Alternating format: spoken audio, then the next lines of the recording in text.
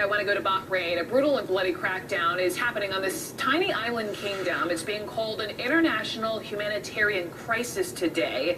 Bahrain here, the assaults against anti-government demonstrators. Since February, protesters and unarmed civilians have been beaten, tear-gassed, tortured, and detained. And today, the American-based group Physicians for Human Rights reveals the Bahraini government's newest targets: doctors and nurses.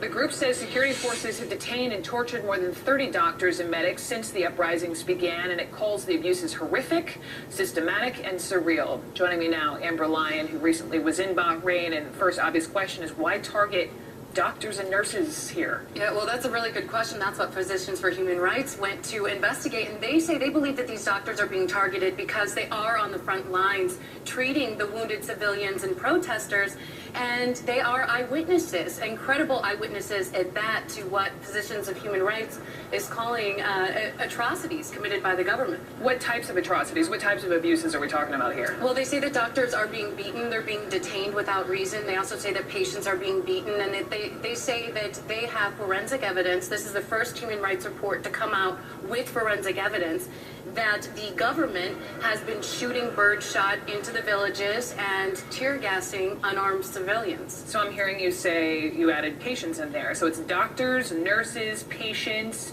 You have a response now from the Bahraini government. What are they saying? Yeah, the Bahraini government just sent us a response, and they said that they are not attacking doctors and patients, and they say they're not. They're not doing it. Okay. They haven't denied arresting doctors. As we said earlier, more than 30 doctors have been detained, but they say they're not beating them. And they also say the reason they have an intense military presence at the hospital is because they blame protesters for taking over the hospital during the heat of the unrest. But one thing's for sure, Brooke, there are 30 doctors right now. Their families do not know where they are. They say they were violently arrested by security forces. And one of these doctors was arrested while he was in the middle of performing a surgery. Security forces stormed in and took him away, and his family hasn't heard from him since. It's hard to wrap your head around these reports. It is. Also, though, the report cites grave breaches in international law. They say that they are violating the principle of medical neutrality and violating numerous international laws, and they're calling on the UN and US to really push for an investigation. They say that even if you are in a war zone, doctors and patients should be safeguarded, and that that's not happening. They even say they documented one case where about a dozen patients were drugged by security forces, PHR says, out of their beds up to the 6th floor of this main hospital in town, and tortured and then forced to confess to things that PHR says they didn't do. So this is a report. It was just out today, so maybe it's too early, but has the State Department, has the UN responded whatsoever?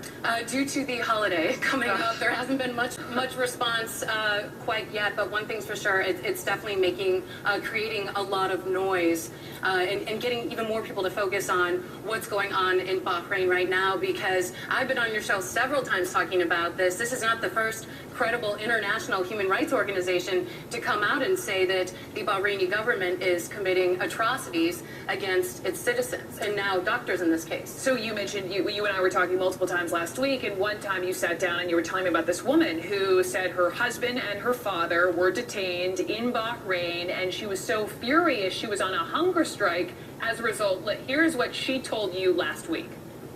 All I want from the American administration, I don't want them to save the people of Bahrain. I don't want an intervention.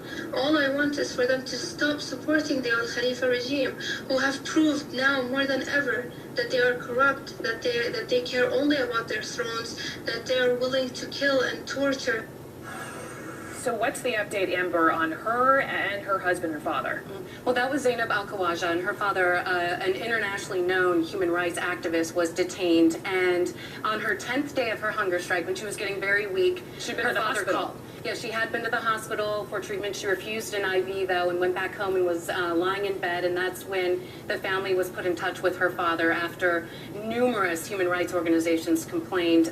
They were able to speak with him for about a minute. and he told them he wanted clothes, some mouthwash, and that he was going on trial the next day. So the next day they went in to bring him those supplies and also to see if they could attend his trial. And they say that's when they were told there would be no trial, and they haven't talked to her father since. But she has ended the hunger strike. She has. She says now she's going to focus on raising awareness as to what's going on in Bahrain. Amber Lyon, thank you Thanks, so much. Brooke, for having me on.